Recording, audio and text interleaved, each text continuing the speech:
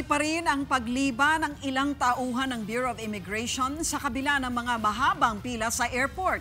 Depensa naman ang kanilang unyon, may tamang basehan ng pag-absent ng mga empleyado at hindi dapat ituring na protesta sa pagtanggal ng kanilang overtime pay.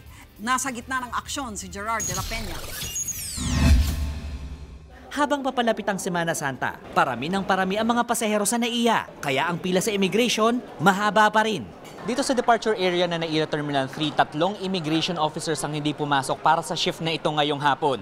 Para mas mapabilis ang pagpaproseso ng dokumento ng mga papaalis na pasahero, 3 immigration officers muna ang inilipat dito mula sa arrival area. Sa isang text message, sinabi ng Unyon ng Immigration Officers na may tamang basehan naman ng mga ito para mag-file ng leave.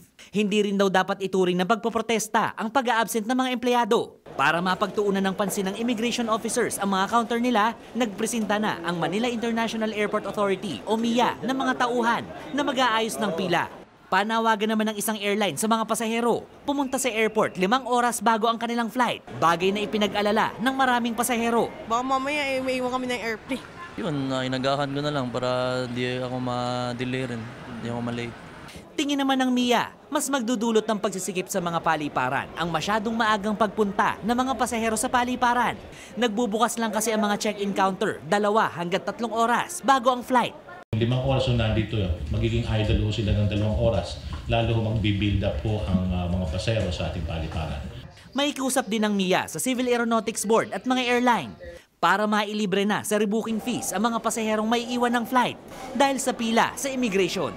Umaaksyon, Gerard de la Peña, News 5.